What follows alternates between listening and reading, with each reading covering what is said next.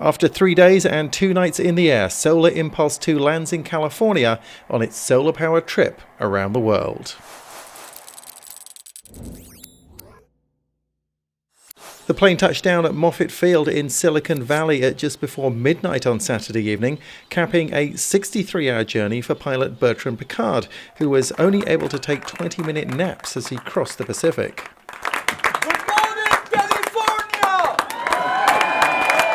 The arrival is symbolic for 2 reasons. First, it means the plane is another step closer towards circumnavigating the globe without using a single drop of fuel.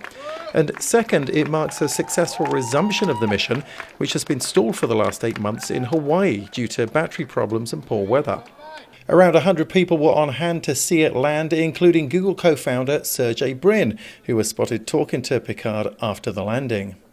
A few hours before touchdown, Piccard took in the sights of nearby San Francisco, giving residents a chance to see the unique carbon fiber plane, which has a wingspan greater than that of a Boeing 747. Its top is covered in solar panels that power up 4 batteries, and they provide enough energy to keep it flying all night before the recharging starts again the next morning.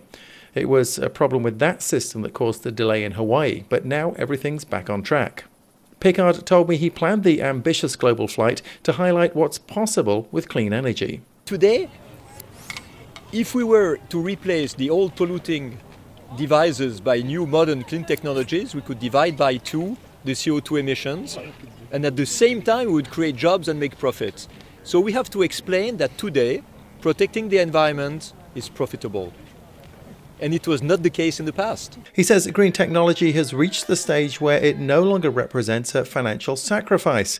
It makes financial and ecological sense to adopt new technologies.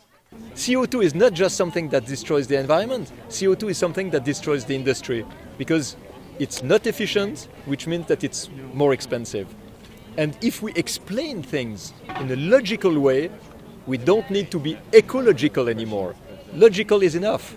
This week he plans to take that message to Phoenix, then on to New York before heading across the Atlantic towards Abu Dhabi, where the flight began in July 2015 and where it's scheduled to end later this year.